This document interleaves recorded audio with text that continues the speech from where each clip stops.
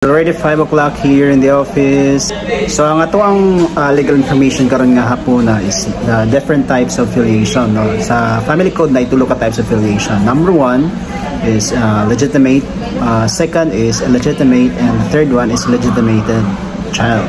So kining legitimate child, this is a child conceived and born within a valid marriage.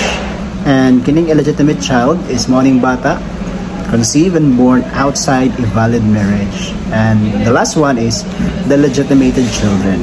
So asan yung legitimated children? Ang legitimated children mao ning mga bata kung asa gipanganak sila sa ilang ginikanan nga wala pa naminyo, and their parents don't have the legal impediment to marry each other, and after pila ka years nagminyo silang duha. So kana ang filiation sa bata is a legitimated child. For all purposes, by law, they possess the same rights and privileges of illegitimate child. So ang illegitimate child gipanganak na outside a valid marriage. So what if ang usa ka non-marital child, iyang mamagpapa dili allowed sa balaod nga maminyo because siguro either party na ay legal partner, but along the way ang katong na legal partner nahimo na siyang widow or widower, for instance, then nagminyo sila sa ginikanan pod sa bata.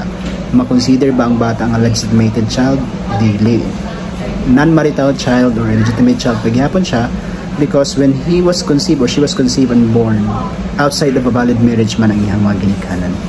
So meaning dili ma-cure ang iyang pagka non-marital child.